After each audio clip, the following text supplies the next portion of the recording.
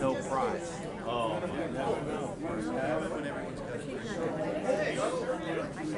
All right, good evening, everybody. Can everybody hear me okay tonight? Good, okay. So good evening, and welcome to the second installation of our 2020 Winter Warmer Speaker Series. This evening's presenter is Bruce Strickrott, Chief Pilot and Group Manager of the Woods Hole Oceanographic Institution's human-operated submersible, Alvin. With over 350 dives under his belt as the pilot in command of Alvin, Bruce will enlighten and entertain us with stories of deep ocean exploration in some of the most interesting and exotic waters around the globe. A certified deep submergence vehicle pilot, professional rescue diver, and a degreed ocean engineer, Bruce has worked as a member of the Alvin Group for almost 25 years. This evening's presentation, Journey to the Dark Side of the Planet, will take approximately 45 minutes, after which Bruce will open the presentation up for a 15-minute Q&A period. Thank you very much for holding your questions until the end of the presentation. And now it's my pleasure to introduce to you Bruce Strickrott.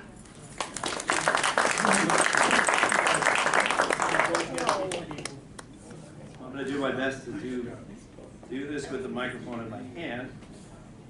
So if you give me a moment so I don't make it too crazy.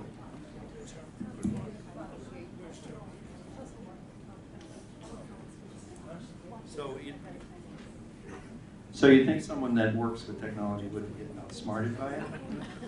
But it happens often.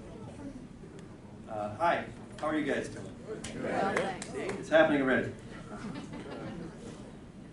I'm really honored to be here. I'm glad that I was invited to come talk to you folks and share some of the things that I really enjoy.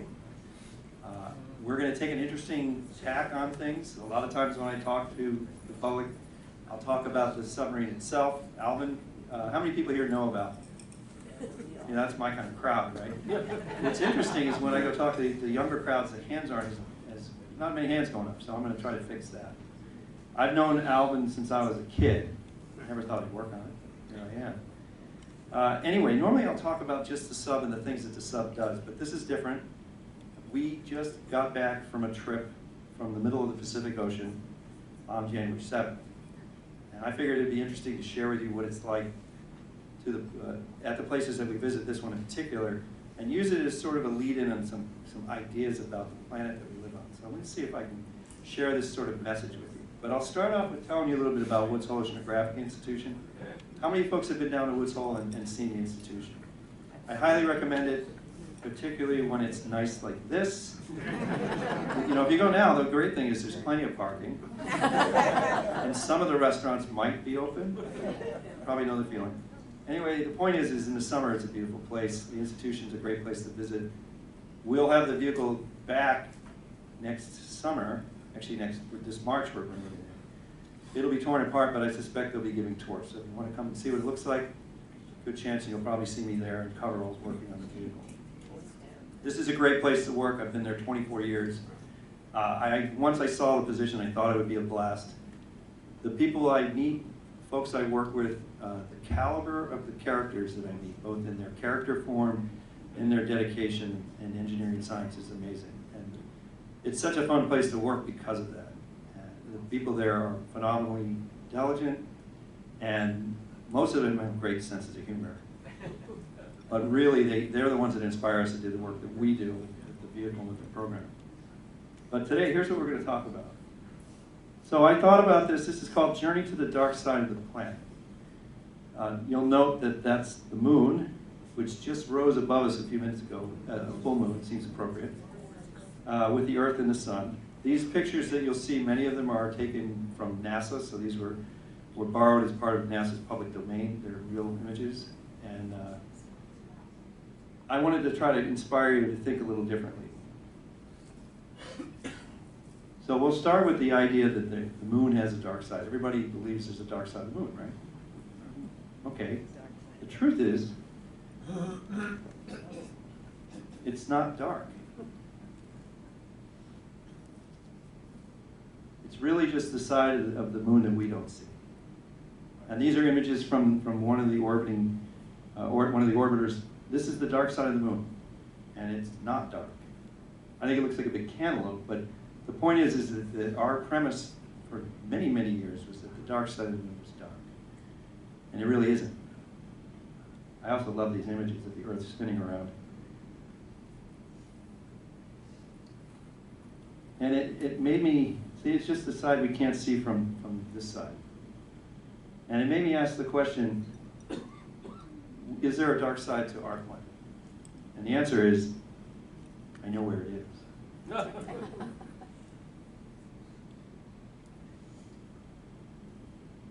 This is Dr. Roger Revelle. He worked at the Scripps Institute of Oceanography for years. There is a ship named after him, but I really like his quote. He says, "We know less about the ocean's bottom than about the moon's backside." I'm pretty confident he meant to say it that way. And the point was sort of a nod toward the need to understand the planet we live on better. As a reminder, I started thinking about this, and I wanted to go over the idea that we live on an ocean planet. I think most people around here know that. These images really show this. This is the Pacific Ocean, and it's immense. The sheer size of it relative to the planet is huge. These are shots from the ISS, and it just goes on and on. I actually had to speed this video up because it's so big. It's just a tremendous amount of water out there. 71% of the surface of the planet is ocean, so that's the majority of the surface of the planet. 99% of the available space for life. So most of the space for living creatures is actually in the water, not on the land where we live. We hang out and look at it, build things, go into it.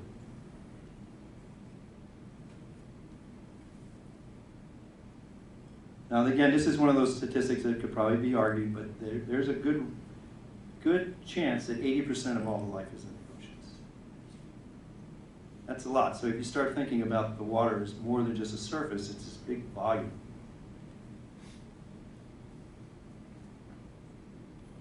Arthur C. Clarke, does everybody know good old Arthur C. Clarke? Great author, 2001: A Space Odyssey, and I love this picture of him. He looks serious. How inappropriate to call this planet Earth when it's quite clearly ocean. I really like that quote. There he is, Sir Arthur C. Clarke. He's one of my heroes.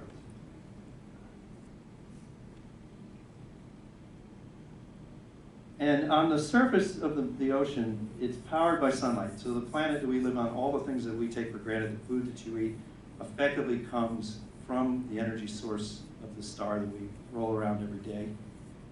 Even the surface of the ocean relies on sunlight. And this is a shot of kelp, which can grow about 1 meter a day, is from what I understand. It's amazing. It's beautiful, sunlight, everything's green, there's chlorophyll. That's a Garibaldi, the state, California state fish.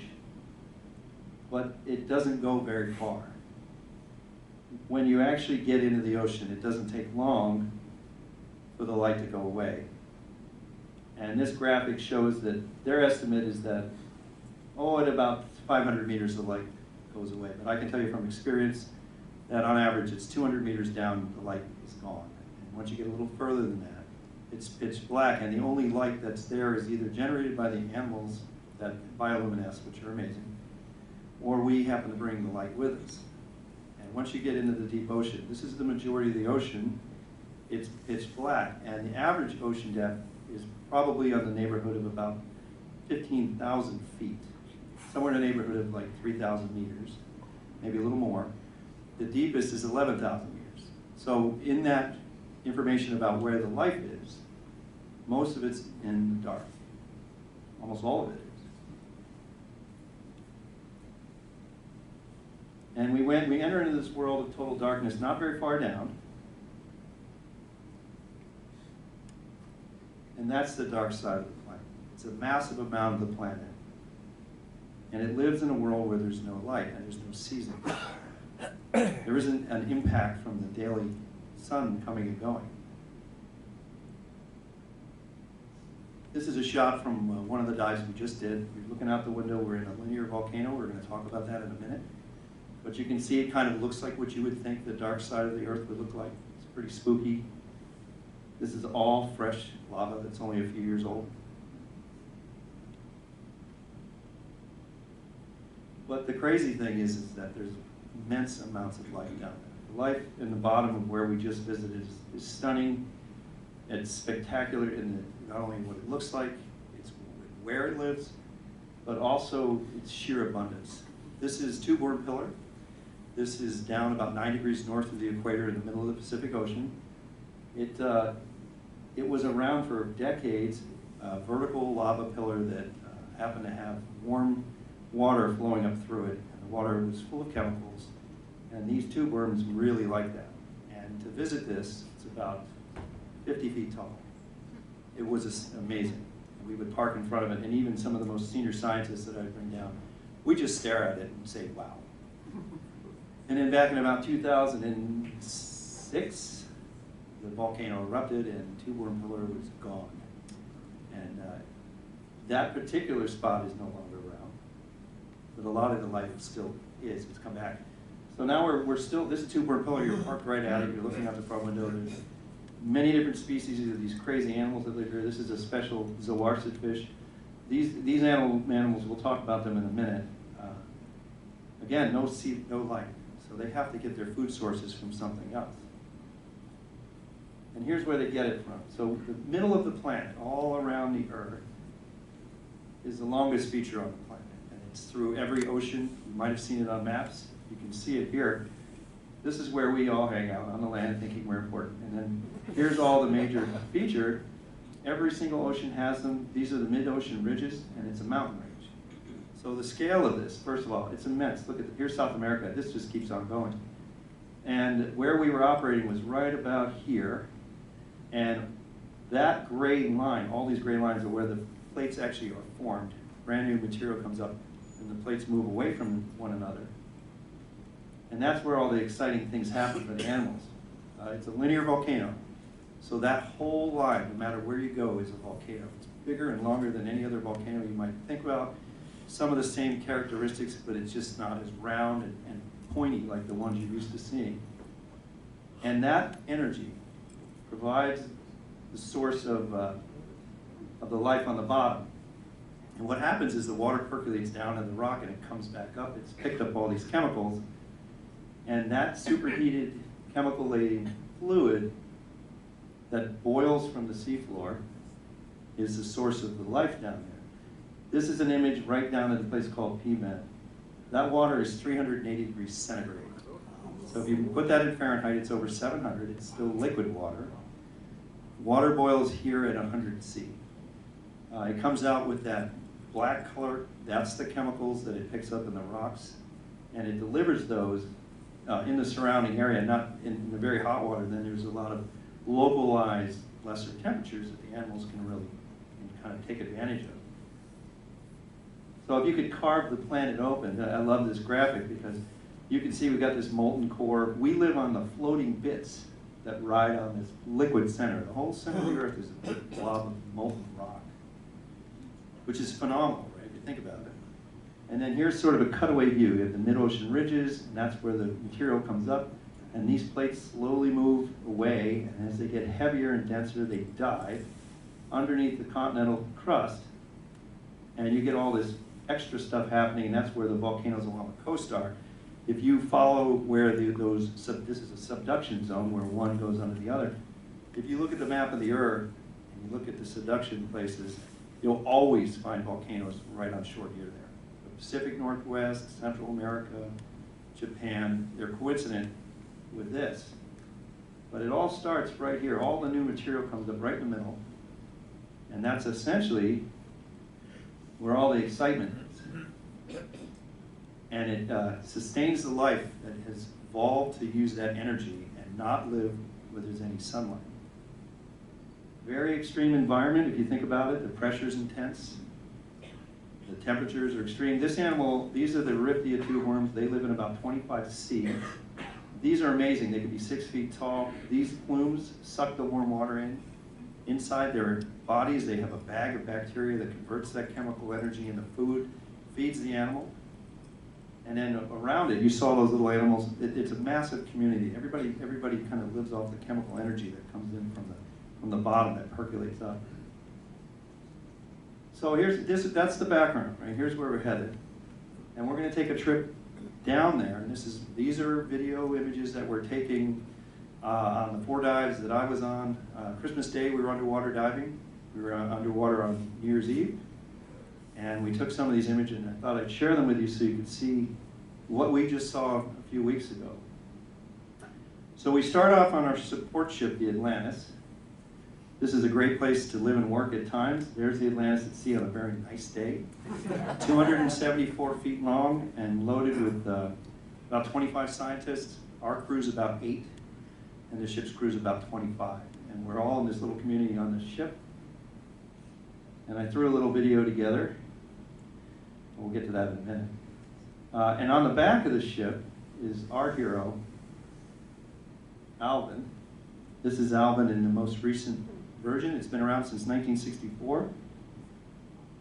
3 passengers, one of them is a pilot, the other 2 are typically scientists. 6,500 meter capability. That's almost 22,000 feet. And if you've ever been to Alaska and seen Denali, Mount McKinley, that's about the same height that we can go to down deep, which is pretty much about 90% of the ocean depth. We can't go all the way to the bottom without. How big is that size-wise? It's like as big as this room or half? Well, if we parked Alvin in here, it would take up the majority of space here. It's 23 feet long, and there's a titanium sphere here that the people sit in. So the people sit in a 6-foot sphere. The sub's equipment is all spread out around it. I put this number here. I do this specifically for bragging rights because the astronauts, I'm very big into the space program. One of our engineers is actually now an astronaut. And she'll have all the great bragging rights, and I think she'll end up on the moon. But I can always remind her that we are the ones that have to deal with the bigger delta, the 646 atmospheres. They only have to deal with 1. So that's the best I can do. Plus, we tend to go a lot more than they do. It takes them years to get a mission. We can get a mission every day.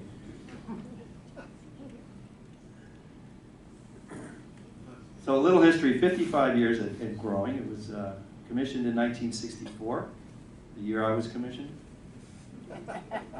And I love this picture, 1968.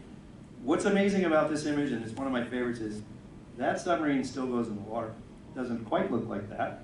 This is the support ship Lulu that it operated on. I love the look of these guys. I want to do a retro shot with the old sort of frogman gear, just to sort of like redo it. The sub was white, that changed. We have a white and yellow, orange sub now. But speaking with the gentlemen and ladies that were involved on this thing, it was amazing. This ship, this crazy thing, they bring it in here and raise it up. There were pontoons underwater that they slept in. And anybody who's ever been on Lulu, that Lulu was named after Alvin. Alvin is named after Alvin. We'll talk about that in a minute. His mother's name was Lulu. So back then, everything was named after someone they knew. That was like a local friend, George's submarine or whatever, right? But imagine spending a month on this crazy thing and living underwater. The scientists would go out in another ship they called the hotel ship. So they'd have all the great digs and the food, and the Alvin group would sort of clutch it around on this thing. And this story is if you dropped a tool, Audio's tool, so you had to carry a lot of extra tools because it was a grading, and, bye-bye. So December 2019, the newest version of the sub, we leave for the mid-ocean ridge, and this is that video I was telling you about. We shot this in San Francisco just to show people what it's like to look at the ship from the air as it heads out. Just a minute or 2 long. Pretty nice day to be in San Francisco. We had a gentleman with us who was a good drone photographer, and he put this image together. We like porting in San Francisco. The food there is exceptional. This is a great location because you can walk right into town.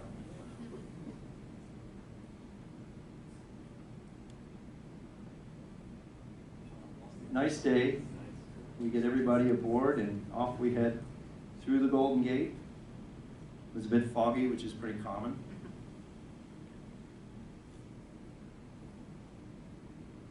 I like these shots he put together. He flew his drone right into the back deck and then into the hangar. So this is where Alvin is sitting right now. This is what it looks like when it's in the back of the ship. At night it sits there, at daytime it's underwater. And it's a pretty cool machine. It's a lot of fun to work on. Here's a typical day in the water. Again, look at those conditions. That's great. We can actually operate in quite rougher seas, but we prefer these. We have some folks that swim with the sub in a small boat, and that's all part of our jobs, and I can talk about that later. It's a lot of fun. Swimming with the sub is almost as much fun as diving in it. Here's where we were headed. So we left and went south, due south of Mexico, right here at the boundary between these two plates. It's an area that we've been studying for decades. They started studying it in the 70s, way before I ever came along. And it's really amazing to work with these senior scientists who know it so well and to learn from them. 9 degrees north, if you hear me say 9 north, this is the area we're talking about. It's the East Pacific Rise. Now here we go. So this is the map. On this particular trip, Alvin was out in the daytime, and at night we had this special new robotic submarine that we programmed and would send out to make these amazing maps. This map was made of the area we were working in with this little robotic submarine. It's extremely detailed. This is the primary work area. This is the linear volcano. And the last eruption centered around here, you can see these lava flows. They progressively overlap the older ones. So here's an older one, and about every 10 years it erupts, like clockwork. And all along this area, we have instruments that tell us about the nature of the changes, including temperature. And lo and behold, it's due to erupt. It's right on schedule. So why not go there? Right? About a week before, the story hit the news about the folks in New Zealand who had gone on land with this erupting volcano, and we were having this discussion about why would they do that. And then we had to remind ourselves, well, what do you think we're doing? We're going right to this place that we know is supposed to erupt. And the good news, it didn't while we were there, but we were ready for it. So as you zoom in, this is approximately, probably 1.5 kilometers here. And maybe the widest part is a couple hundred meters. It's a linear, called the axial summit caldera. It's basically a canyon, and we fly the sub down in there like Luke Skywalker flying along on the Death Star. It's really quite an amazing place to take people. And that's part of what I'm trying to do tonight. So you can see here, here's where the lava centered. We're going to see life that just totally takes off in this area. This area in the middle was where the bottom was before the last eruption, and the lava flows ran out this way and that way. We actually had instrumentation that was covered by the new rock, and went back down later and took pictures of these little flags on top of these special sensors sticking out of the rock. It was the only thing you could see.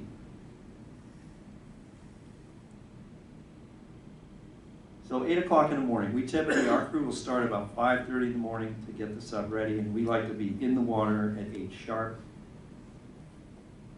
This is a typical morning on the back deck. We've got our 2 swimmers aboard. The pilot and observers are inside, and we're getting ready to lower it into the water right off the stern of the Atlantis. In this particular place, the bottom's at 2,500 meters, so it's not as deep as the ocean by any stretch, but it's about an hour. It takes us about an hour to get to the bottom, so it's probably like driving halfway to Boston. And on the way down, it's dark. We'll turn the lights on. We'll see a lot of the bioluminescent animals. This is a great shot that was taken by one of our photographers, Lou Lamar. Beautiful day, clear water. And we've opened the vents. You can see the vents allow air from special tanks to come out, and down the sub goes. And it spins the whole way down, real slow. You can't actually feel it, but you can see it on the compass.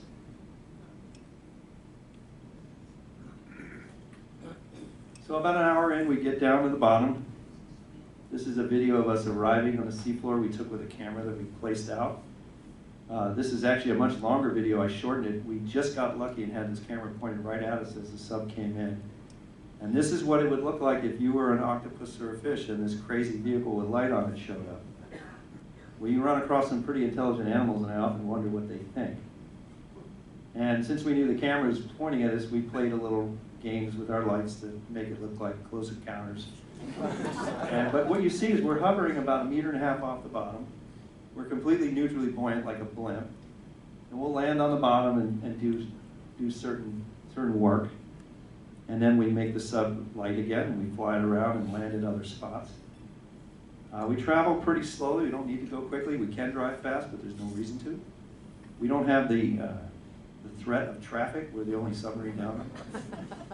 I like to remind people that I think people think this is risky, but every time you get in the car and drive around the Cape, it's actually more risky because you have to worry about everybody else. So here we are, we're at the linear axis of this plate boundary.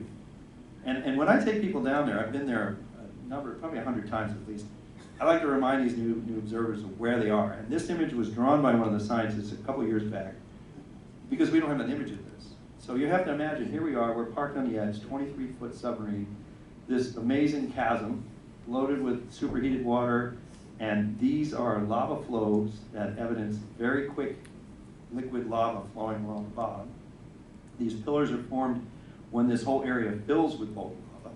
So keep that in mind when you're down in the bottom of the submarine. At one point in time, the lava fills this whole area, and then when it recedes, it leaves these tubes. And the animals thrive on the hot water, and they're always down in the bottom. But this is a great image. This is just a tiny little portion of that mid-ocean ridge. And it runs all around the planet like the seams on a baseball. And we've only seen little spots. Every time we go to a new place, we can't wait. We always find something new. And I can tell you about some of the new things we found on Christmas Day. Here we are in the inside of the sub. This is what it looks like if you were standing in the upper left looking down. There are actually 3 people in here. You can see them. There's one over here, one over here. This is the pilot. We have 5 windows looking out front. We rigged this camera to take this picture, and we can change the lighting. We decided to make it look cool, make the red light. Typically, you can make it white. Yeah. It's quite comfortable. The front end is all high-tech touchscreens that interface to the subsystems and navigation and sonars. There's music playing all day long. We get to pick the music, so I know if I pick decent music, if someone comes back a year or 2 later, they'll remember the song, or if they're driving down the road and they hear the song, they're like, wait a minute. But it's quite cozy, it's comfortable, it's engaging. The people in there are normally having great conversation, and the other thing is we're real busy, constantly busy now. But you can see it's pretty high-tech stuff. Those of us that work on the sub help design it, and we do all the build and maintenance of all this too. And when we take it apart, it's quite something to see it come apart and go back together again.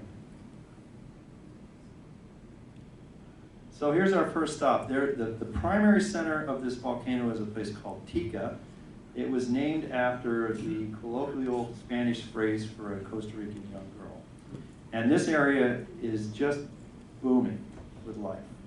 And it gets completely loaded with all these different animals, and then the eruptions come along and wipe it clean, and then 10 years later it grows back. So it's interesting because you have to consider that why would life decide to live in a volcano?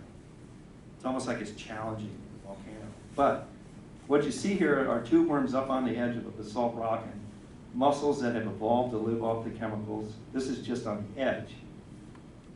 And then as you drop in, everywhere you look, there's animal life, everywhere. And it's acres of them. And little black smokers that are forming, and all the animals on the base. If you zoom in on this, the amount of life that you see in these areas is phenomenal. The Riftia, the ones we've been talking about, the giant tube worms, when they discovered them, they didn't know what to do. The biologists it was geology crews that discovered them. And they didn't have the kind of communications to go to shore, so they had to describe these things. They didn't know how to sample them. When they went to take the temperature in the hot fluids, the temperature probe melted. But now we know them fairly well. People have done a lot of studies with them. They're fairly interesting. If you go up and brush these plumes, they know you're there and they suck in. And the thing is they're evolved to spawn if there's an eruption. What size diameter is? So that's a good question. The diameter of that tube worm opening is about 1.5 inches. But they can grow to about 6 feet long. And they're pretty interesting to sample because they're neutrally buoyant. And when you pull them out, you normally pick one that's bigger than the box. You're doing that with robotic arms, mind you, right? You're trying to get these very dainty samples, and the scientists are worried that you're going to crush them. And you're doing it with a device that can pick 100 pounds of rock up. So here we go. Near the hot water, we have areas where the rock is fractured, and cooler water comes out, and it builds these things we call diffusers. And in the diffuser, this is one that we're going to show you a video of. This is a new one. We came along, and it was down in the base of the volcano. We saw it. We rolled up to it. These worms here are different. Most of these are worms called Alvinella. They were named after the sub. They're crazy little beings that live in the tubes, but they're not locked in them. And they have character, and you'll see some video of them. I think they're one of the coolest things I've ever seen. And they're in crazily large communities that live all along the hot water. They actually live in water that's 85 degrees C. And the conclusion from the people that study them is they're one of the few animals that can even handle that kind of heat and live in some of the most extreme conditions. There's a competing most extreme animal is an ant in the Sahara. So here we go. This is what an albanella looks like under the microscope. It's fairly gruesome. It doesn't have the character you see, but what you're looking at here, these hairs are covered with bacteria. And the bacteria they eat the chemical fluid. And these animals are farmers, and they farm the bacteria and eat them. Whereas the other animals use the bacteria to convert the chemicals into food, these little guys are farmers. And this is kind of what they look like here.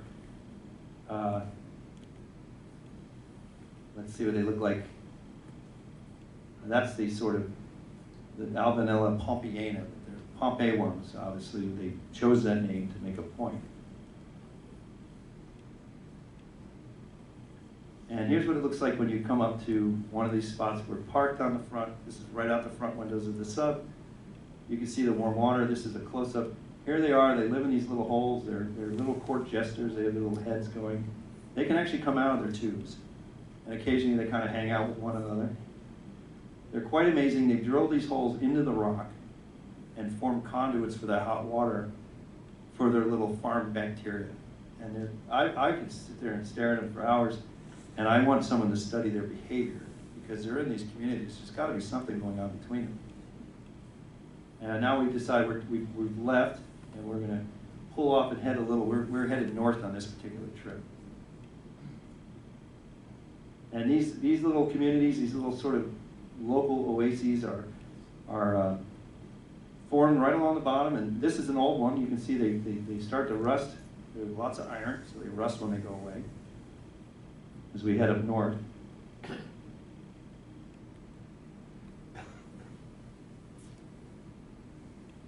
I know these animals well by looking at them through the window, and I wanted to see what they look like through a microscope.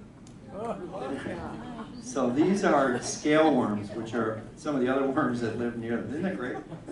I mean, you couldn't even see. It's ridiculous, right? They look like Muppets. Right? And they're adorable. I think we should make that one. So then you run across that thing. And the truth is, these are actually big enough where if you got your hand near that, it'd take a bite out of you. Those are teeth. How big are those? This is a carnival. They can be about carnival. About that long. So these are carnivorous. All these are, plenty of them are. And they're part of the food chain, and they live off everything else. The crabs down there live off the worms, but all of that energy that feeds them starts off with the under the earth. So the earth is the source of all this energy, which I think is amazing. That's gruesome. As usual, if you find an image like this and go on the internet, you'll find that someone is turning it into something even more hysterical. There's a great shot of this where they've superimposed two hands on its head. But this is what a scale worm looks like under a microscope. It's not as cuddly as the other ones. So as we move along north in the sub, we're traveling along a couple hours in, we came to a place that we call M Vent. And this is the old part of the vent, the canyon wall. We're way down in it. The walls are about 60 feet above us. There's some older and newer smokers here. This is a particular kind of material and bacteria that live there. Because of our lights, it looks purple and blue. And you can see we've got some little sample places we put down here. We left them down there for about a week. And we recover them, and the microbiologists will use what they gather in there. So this is some of the simpler stuff that we do. We do some very complex sampling too, but I really like to show people where we go because I think it's amazing. And this is an anemone that lives right there on the wall, and it is just in glory. You can see the shimmering of the water is because it's warm, and this animal is just, it's an opportunist. It waits for the things that are floating by to feed it. There's a pretty reasonable current this day, but that's a happy anemone at 2,500 meters. And there's big ones. There's anemones down there as big as these chairs, these purple ones. They're amazing. They're beautiful. And here we go. This was unexpected. There are many animals on the bottom that are connected directly to the vents. And then there are those that live in the area that are the top predators. And in this particular area, the Dumbo octopus, have you ever heard of a Dumbo octopus? Okay, you're going to see what they are. They can be really tiny, and they live in the deep ocean. They're fairly solitary. And we were flying along. We're in the sub. We think of ourselves as like superheroes. We fly. We're pilots. Whatever. But we were flying through this canyon, and we came across this Dumbo octopus. This is a fairly large one, probably about 3 feet in length. We came along it, and they're intelligent. So you have to imagine what it was thinking when we come rolling up with big claws and lights and people looking out the window. It's called Dumbo because of the way it propels itself with these big appendages. They're glorious animals. They're beautiful. This one, and we came in nice and slow. We didn't want to startle it. We spent about 10 minutes sort of communing with the deep sea oracle. And I think in this particular place it was concerned for its health. And it's in a somewhat defensive posture. And we just hung out there. We tried to project we were here in peace kind of stuff, right?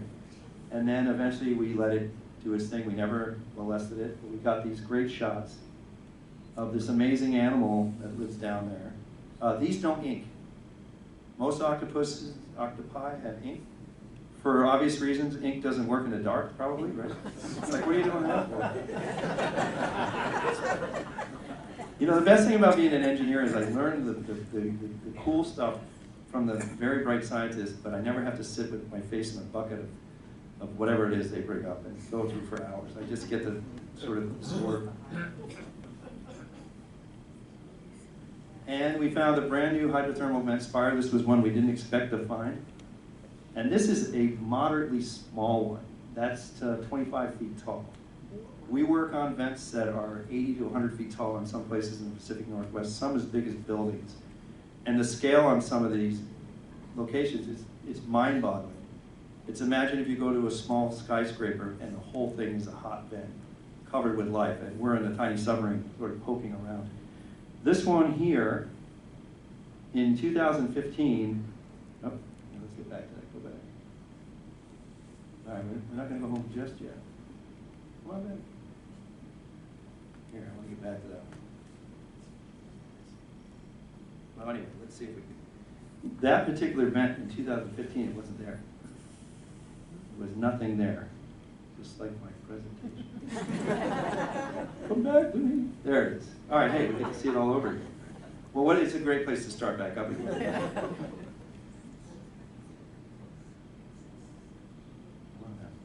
You do it. All right, hang on for just a second. The beautiful thing about this is I know what I'm doing. That's my story. I'm sticking to it.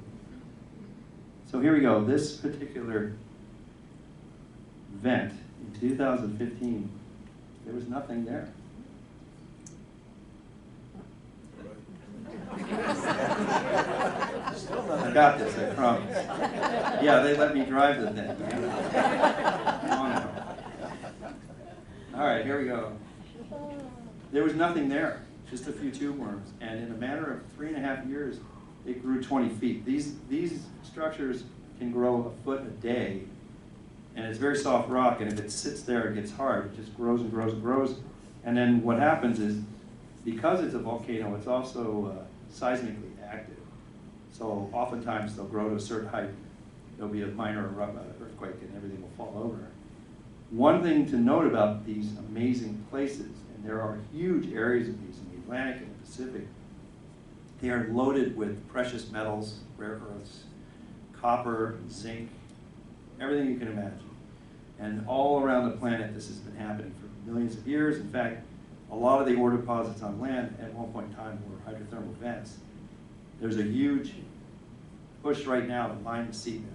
All around the planet, there's huge money in this, and they're starting to get some pretty advanced technology to go down and get these metals. I've been to places that are giant mountains of this stuff. And in there, I'm sure there's plenty of value if you can get it up.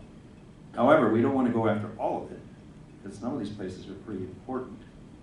And the other thing is we haven't seen, the whole planet is so unknown. Everywhere you go is brand new, right? We don't have to go off the planet to find cool stuff. We just have to go here. So 4 o'clock, we've had a busy day, and the day goes by quickly. It's amazing how fast it goes. We eat lunch on the fly. We barely take a break. I've heard that the French in their submersibles stop, roll out the dinner table, have wine, and I'm not joking. Like they decided that it's important to make sure they have their daily sort of red wine at the bottom of the ocean. I would like to live that way. We're unfortunately not going to. 4 o'clock, we head up. Hour back to the surface. We like to play what's for dinner because we never know. We like to try to guess because the dinner's so good. This is Alvin departing from the seafloor. This is a pretty typical terrain. There's the lava. We actually put a camera with lights this time. But that's how we operate. We kind of lumber around like a blimp. I often wonder what the other creatures down there think. Maybe they think we're cool. One funny story is there's a place we go to where there are these big octopuses that hang around us, octopi. I never get that word right. And they don't do much but hang out with us, and they'll occasionally stick their little arm out and touch us. So we had this discussion with the scientists. We said, well, why don't we bring something down there and see if they eat it? So we brought a bunch of scallops down. And they wouldn't touch it. And my theory is, if you were walking down the street at night, and some big thing with lights and claws roll up, and dangled a hot dog in front of you, I mean, would you eat it? No, and I think they're wise enough to know that. They wouldn't touch the scallops. So. Funny but true, right? At 5 p.m. we're back on the surface, and if it's a good day, we're not rolling around too much. On this particular day, it was beautiful. This is another one of those shots taken by Lou Lamar. He actually swims down to 60 feet, holds his breath for like a minute and a half, and snaps these amazing pictures. And when we train our swimmers, we're all swimmers, when we train our swimmers to swim with the sub, we get to tell them that you're now really in the deep end of the pool, because you're swimming where the water's 2,500 meters or more deep. But on a day like this, 85-degree water in the middle of the Pacific, hanging out with the sub, it's pretty amazing. 5:30, we're back on the deck of the ship. Most of us would like to stay down longer, but we also have to take care of the vehicle and get it ready to go back in the water the next day. This is a pretty normal shot of what it looks like once we pulled it up out of the water. This big platform is dedicated to lifting the sub.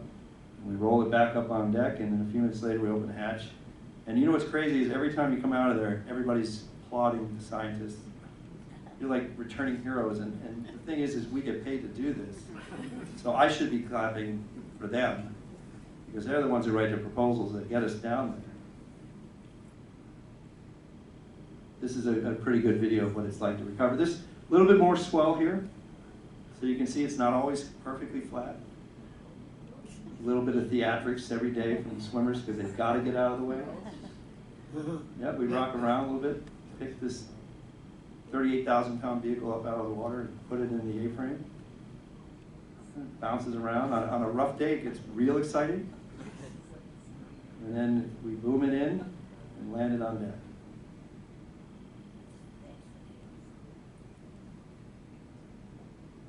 And then at the end of the cruise, it's time to head home. And here's some more of the shots of the Atlantis as we roll back into San Francisco. It's a great ship.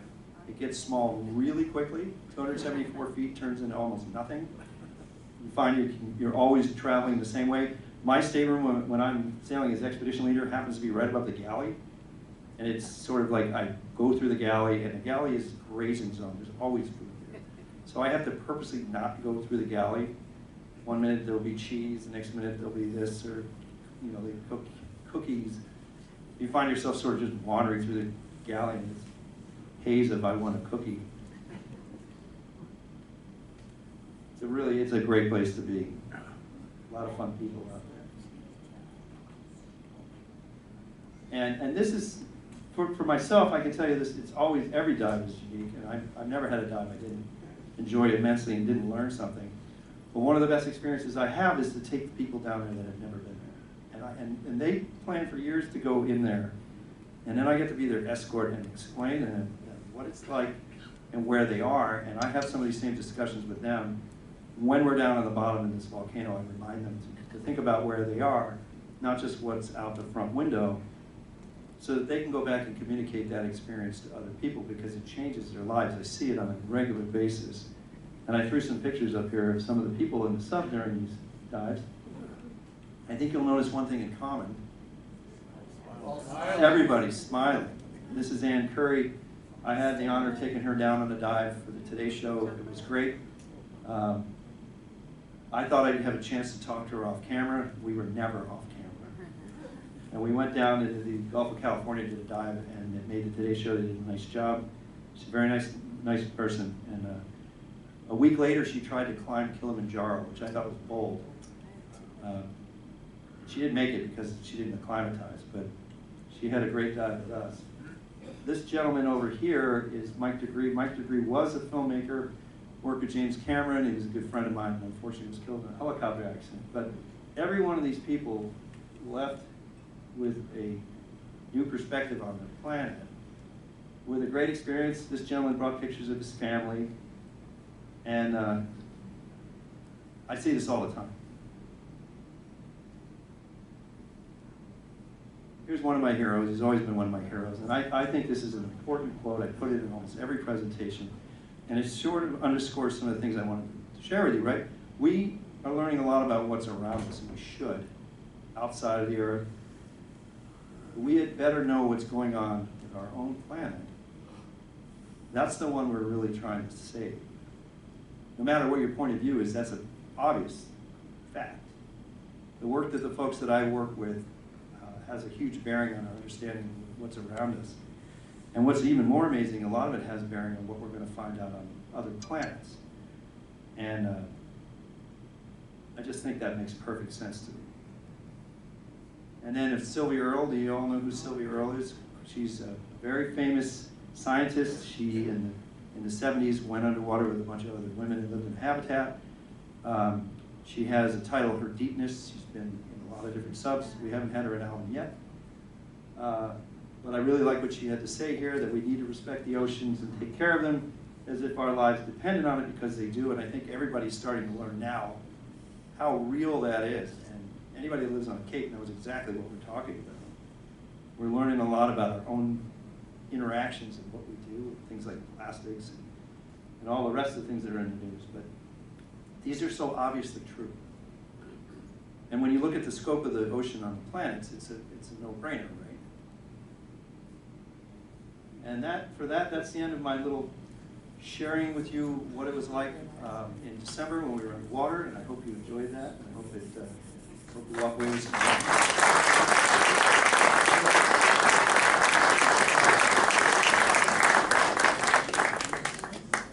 And at the end of this conversation, Andrew is in the back, and he is the big representative for Woods Hole. I'm merely one of the lucky people that has an opportunity to go down and drive in that crazy machine right there.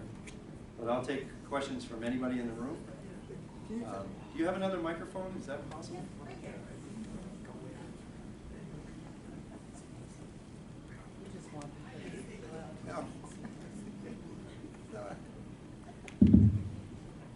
Actually, I have two questions.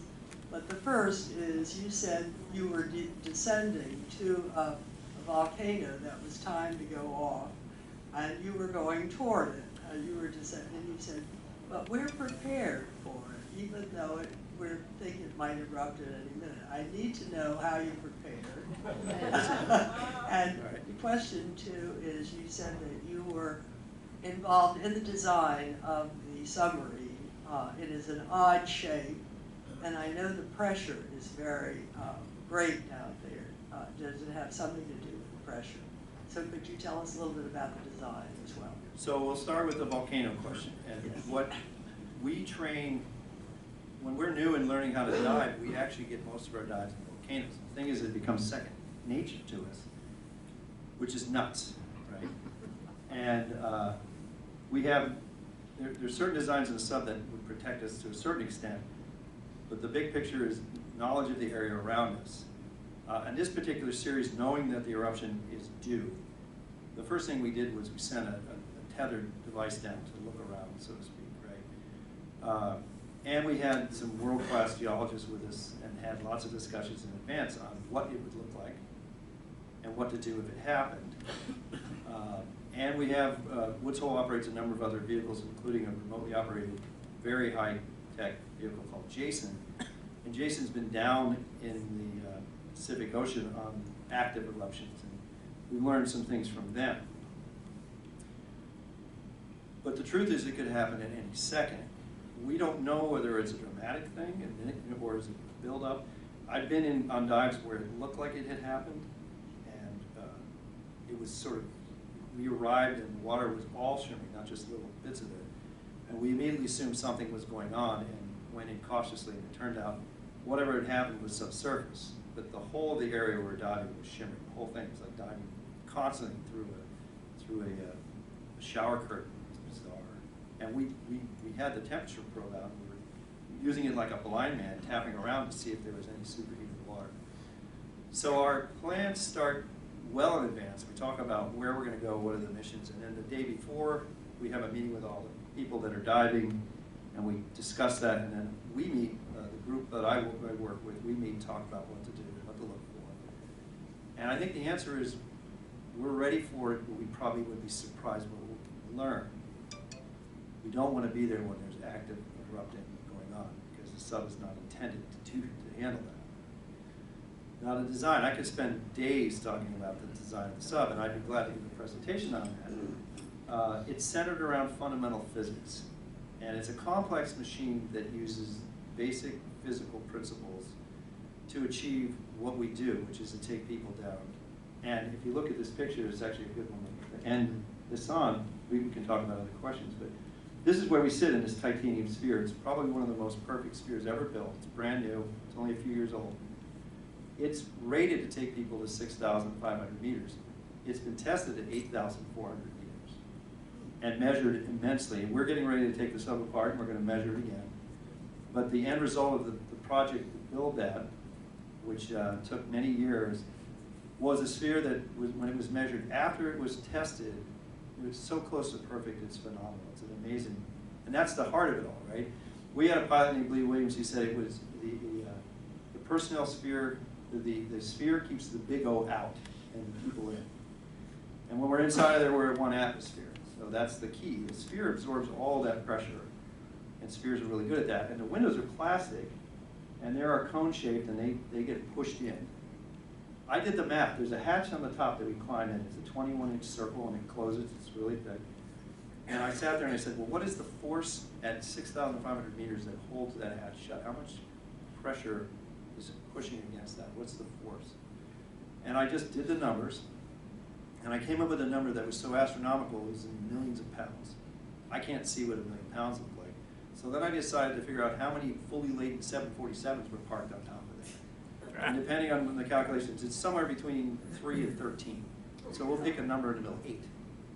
So next time you're at an airport, look at the biggest plane you can find, pack it with people loaded in fuel, and then park a bunch of them on top of the hatch. And we're on the other side looking at it.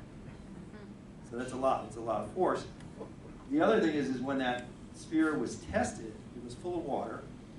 The water was at the surface pressure, and it was allowed to escape. And then we pressurized this down in a really huge test tank down in Annapolis, Maryland. It's a great picture. We measured the water that came out. So here's a question. When you squeeze that sphere to 4,500 meters, how much water do you think came out of it? Any guesses? Okay, 8 gallons. That was at 4,500 meters. At 6,500 meters, it was 11. 11 gallons of water came out of the inside. So the volume of the sphere inside changed by 11 gallons. And at 8,400 meters, it was 14 gallons. Now, I like to say, go, next time you're at the store, buy milk. Just stand there for a moment, count up 11 gallons of milk, and say, well, where did that go? The good news is it all came back. So when we relaxed the pressure, like a spring, it went back to the original size. But that's what you hope for. If it didn't, then you have a problem. Right? But it's a great question to ask kids. No one ever thinks 11 gallons. That's an amazing amount. I mean, that's a number of people, space gone. Okay, how many gallons were in the sphere to start with? Oh, you know, that's it. I'm going to write that one down because I don't know. What it turns into, by the way, because of the surface area of the hull, you lose about 1/16 of an inch total inward. And all the things that we designed to mount in there have to be able to handle that change. So it's a reasonable change. It's not as dramatic as you might sound. The old submariner's trick is to put a string across the hull when you leave the surface, and then when you get down, it's no longer tight. I refuse to do that because I like my observers happy and confident. And with 8 747s on the hatch, you're not going to open it. And it's at least an hour to the surface. So we like to keep them in the right frame of mind and not mess with their heads. I just don't think that would be appropriate. There's a lot more to the vehicle, and you can get a lot of this information on the Hui website. It's an amazing machine, clearly.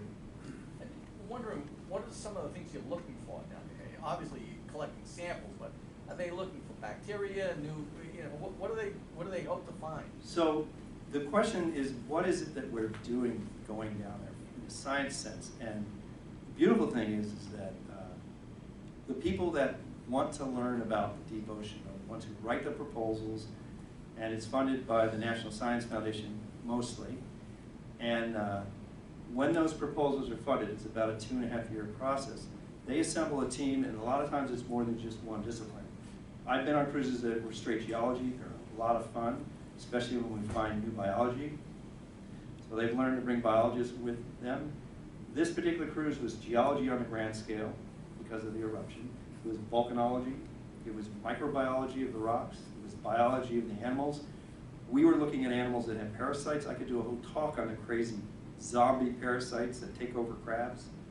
So we had this full range of disciplines. Almost most of the scientists this time are from Woods Hole, but they collaborate together to solve these sort of riddles of what's down there and how all the various different disciplines work together.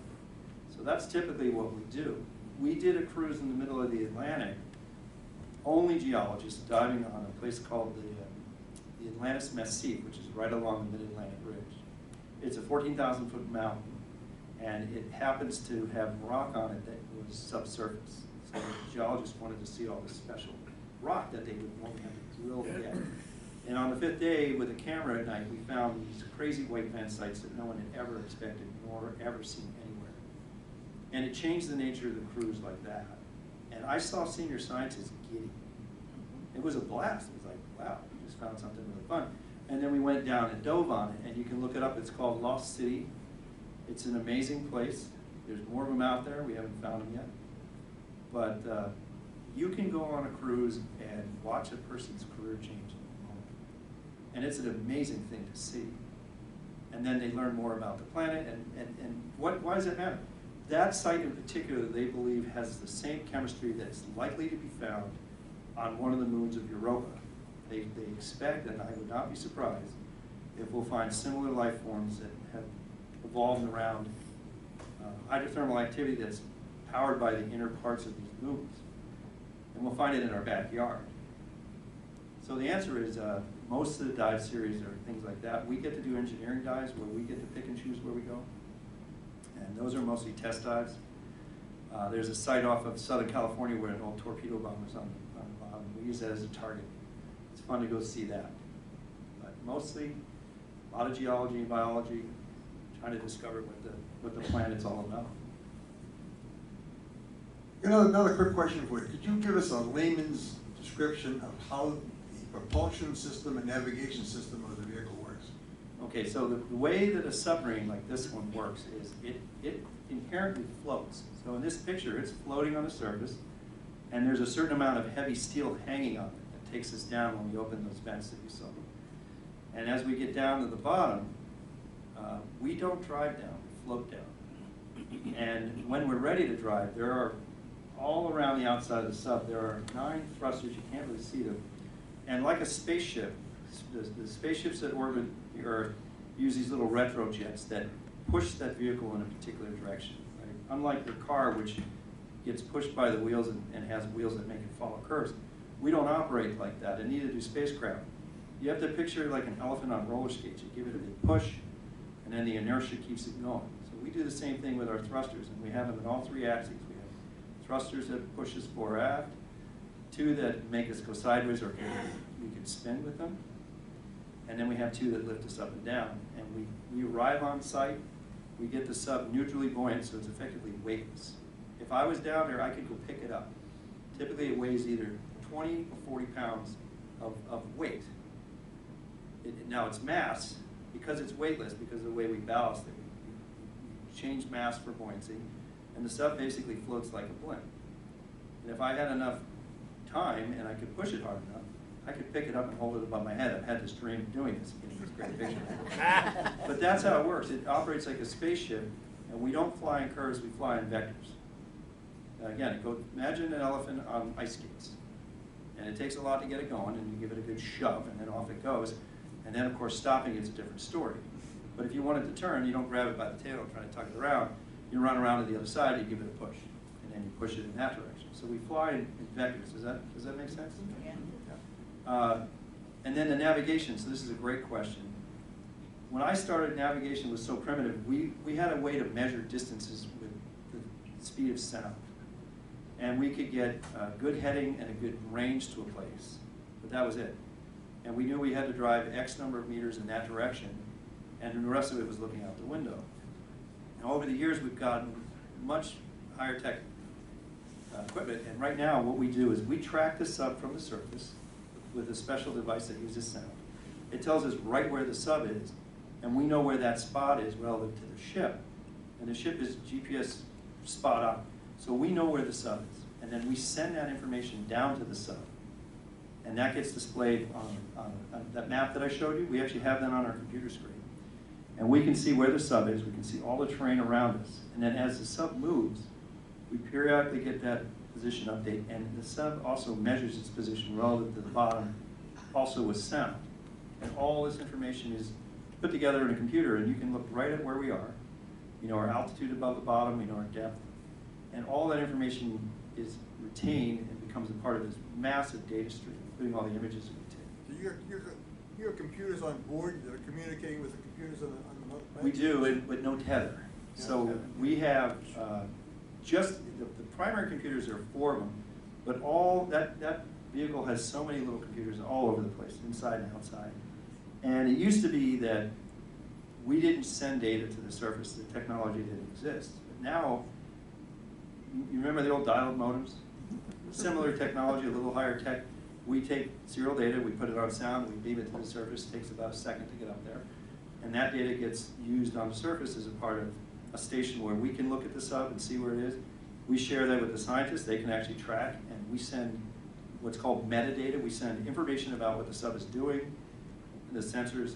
That all comes up to the surface. So even though we're not tethered, the scientists get to interact with us. We're sending images over sound now too, and those are amazing. We've got a lot of this technology is developed in Woods Hole. So you could be sitting in the main lab, the main big lab on the ship, and we can send up a picture of what we're looking at, and they can kind of get a sense for it. We're working toward video. That's a hard one without a tether, but it can be done. The good news is when we started to learn, we like all the new guys get all the fancy stuff. We like to remind them that back in the old days, right? So that's all we got. Yes, sir. Who manufactured Elephant? Who designed it and made it? Good question. So we did.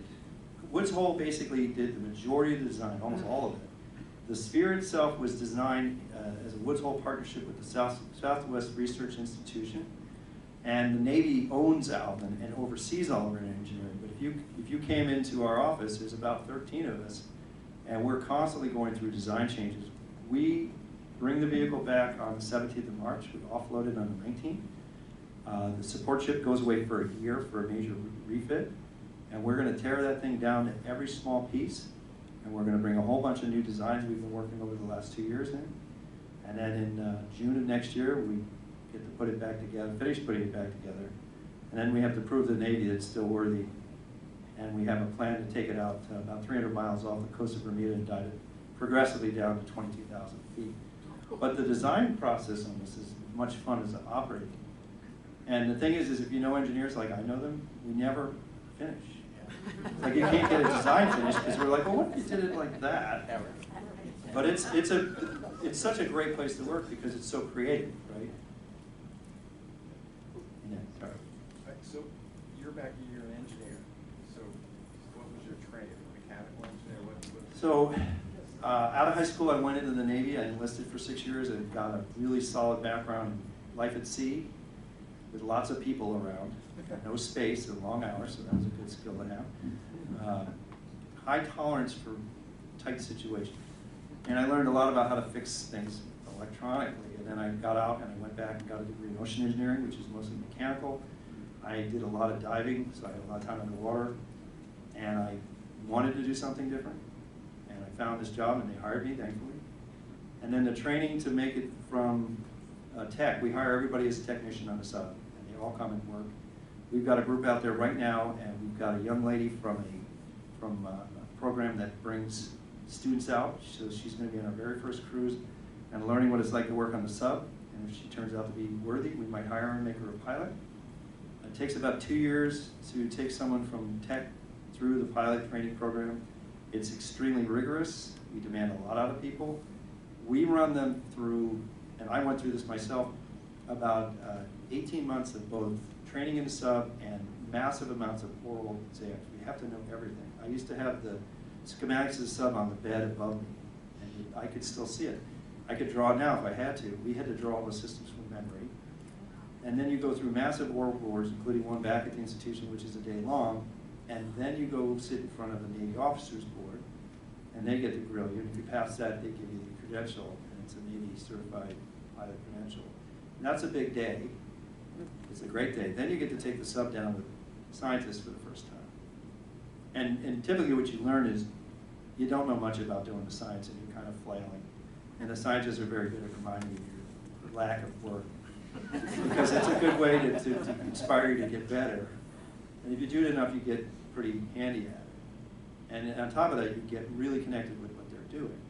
So we're never done training. And back to the original question about the volcano, we can't assume we know everything. We assume we only know so much. And we try to remind ourselves that we may not want to go in. In fact, we have the authority and responsibility. Some days we get up and say, no, the sub has a problem, or the weather's not good, and we sit on deck and drink coffee. I got a question. I don't need to wait. I read somewhere in the Pacific Ocean, the deepest part is either 36,000 or 39,000. Do you guys have a vehicle, a submarine that can go that deep, or has another country already done that? And then secondly, you were going to touch on when we talked to the back of the Okay, so the depth of the deepest part of the ocean is 11,000 meters, and that's 37,000-ish feet. It's Challenger deep. The first two folks to go was in 1960. It was a United States Navy cooperation with the French, and they went down this crazy vehicle called Trieste, which was basically a blimp with a sphere hanging out the bottom of it, and the blimp was filled with aviation fuel. It's a crazy design. They went all the way down, they touched the bottom, and they came back up again. And since that time up until recently, no one had been down there. The Japanese had an unhuman vehicle that went down there. They eventually lost, which is a sad story. Woods Hole had built a very advanced vehicle that went down there and came back up. And then it became a competition, frankly, with billionaires. And James Cameron built a vehicle called the Deep Sea Challenger, specifically to go down there and come back up again. And he did it. He has the deepest solo, at least initial solo. He came back up, and then he gave the vehicle to us, which we were very happy about. And we worked with their engineers and toured it apart to see what they had learned. And now it's in LA, it's headed to museums. It won't dive again. And then since that time, a very wealthy man by the name of Victor Vescovo built a submarine that can carry 2 people. And he went and dove on all 5 of the deepest parts of the ocean. His original plan was to build a sphere with no windows and 1 seat. Effectively, he wanted to put a flag down there and come back. And the designers said, well, why would you do that? Put a couple windows in and put another seat.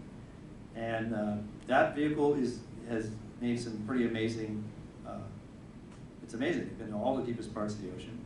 And he's been on the top of Everest, so you can imagine he's got the adventure award, which is great. We don't personally have a vehicle that can go that deep, although we do collaborate with the folks that are running that vehicle.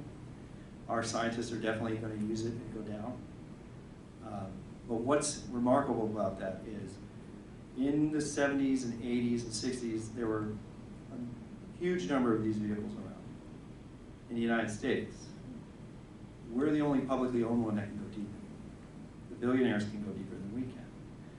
And we could go on and on about that. I can tell you what my experience is and the value of what we do. I would like to see more of them. To put this in perspective for everyone in the room, I did the sort of rough order estimate of what it costs the taxpayer for us to do our work. I think if you gave our program a nickel every year, we would, from all the taxpayers in the United States, we'd have more than enough money to do it. We wouldn't know what to do with it. We'd have a surplus. So if I went to everybody in the United States that pays taxes and says, hey, we really only want 4 cents, that's not too much to ask if you ask me. But I could go on that. I know the value of what we do. I know it personally. And we're just a portion of the institution. We're the deep ocean research portion. But if you look at the numbers in science research, the cost is pretty low comparatively. But I do think it's somewhat interesting that science has moved back into the realm of the wealthy. I think that's a tell. Now, the Titanic. So, first off, I've never been to the Titanic, although if they were willing to fund an expedition there, by God, I'd be on one of the first dives. I think it would be fascinating. 1985, the institution went out on a ship called the Nor with a towed camera, and Dr. Ballard found the Titanic with the towed camera. That was the mission. And a year later, they went back with Alvin and this crazy little remote vehicle parked on the front called Jason Jr. and explored the Titanic. Now, the truth of that story was that was a test mission for that vehicle and Alvin to go to the 2 United States submarines that are on the bottom of the ocean, the Thresher and Scorpion, and it was all top secret, partly because at that time they didn't want anybody to know where they were. They're still on the bottom, they still have their nukes aboard, and they're still looked at periodically, not by us. Those are stories in and of themselves, but that was the last time Alvin went to Titanic. There's been plenty of other vehicles that go there. There's a program out of the Pacific Northwest that wants to go there, although those of us who know their submarine question whether anybody would ever get in the thing, and they're charging people about $125,000 a person to take a trip down to the Titanic. If you decide that's in your future, maybe have a word with me and I'll talk to you about the submarine. I have, they're good friends that made it, but they've taken some liberties with design. And they were planning to go there 3 years ago, and they have yet to go, so that might tell you something. They're going to get there. They're just, the good news is they've decided not to rush. Is there any way of estimating the age of the animals that you're finding down there in terms of evolution? So question is age of the animals. That is a great question. There's a great scientist by the name of Chuck Fisher. He's retired. He was out of Penn State. He asked that question of a particular species of tube worm in the Gulf of Mexico called Melobrachia. They live around methane seeps, and they're amazing animals. They're a little bit different than the ones you see here. He wanted to know how old they were, how fast they grew. And he took this contraption, and it looks like the old school hairdryer at a beauty salon. And it was an inker. And we would hold it out with the sub, and we'd place it over these tube worm bushes, and we'd blast them with blue ink and stain them. And we know exactly when that date was. And we'd come back a year later, and there'd be our blue tube wormy friends, and we could measure how much they'd grown. I don't know the data, but I know he believes that they're very old. Now, these are tube worms. The Riftia probably don't live that long because they've got about a 10-year lifespan when the Earth comes back and says, nice place to live, and takes it over again, and they can grow quite quickly. We go to places, this was August of 2018, we went off the East Coast to study deep water coral reefs. And we were diving on coral reefs where the mound that the coral is on, hundreds of meters tall, is all of ancient coral. We're convinced that some of the coral we're looking at are tens of thousands of years old. And the thing is they're amazing reef structures. If you saw them, you would think they were beautiful. And I always say that how do you get people to care about something? You connect them with either sort of the special nature, the ancient coral. I mean, even if they're 1,000 years old, think about it, right? And take a look at the out in the west, the amazing sequoia trees. We care about them because they're so unique. At least I hope people do. And they're ancient, so we have regard for them. Well, the ocean is full of stuff like that. The only difference is it's hard to see because it's in that darkness that I was talking about. Great question. I can't answer it. Some things grow very quickly, and some live a long time. One more? Is that what he's telling me? One more. Okay. This gentleman's been extremely patient.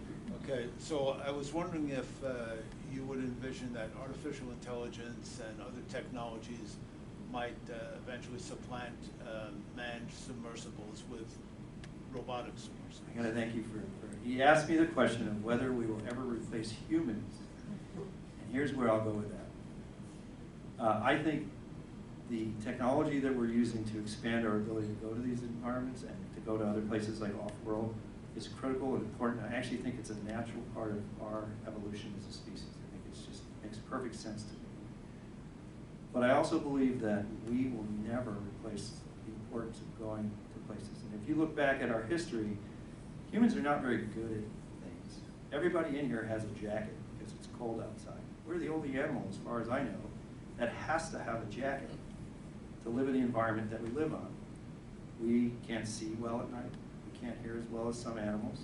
We can't run faster than a tiger. Everything that we do is not that great. You know, we've got great white sharks out there. Everybody knows who the boss is out there. It's not the skinny little human on a surfboard, right? But what do? We go to these crazy places and we learn about the risks, and we use our ability to think and learn and build technology to get us there. That is the nature of what we are. I believe that wholeheartedly. I think we would be doing ourselves a disservice by not going to these places. I think the technology that we develop will make it better for us to go there. And in some cases, maybe the only way to get there. I suspect that my kids will grow up in a world where there will be flying cars, I'm so jealous, and augmented technology that will change the scope of what they're doing. Right now, everybody in here has a cell phone. Raise your hand. Okay. You realize what you're doing, right? You're carrying around a sensor that provides all sorts of data about your daily existence. The planet's loaded with these, so we've instrumented the planet with all these little sensors that pumps data. So the planet's becoming a connected network. And we're launching satellites to make it even easier to do things. So we are creating an intelligent planet, hopefully to our greater benefit. But hopefully the human's important doesn't wane. I'll leave it at that. I can tell you from my own personal experience that putting people in places that are that extreme profoundly changes them and connects them with the world that they live on. And I don't think you can do that through a television screen. Thank you very much.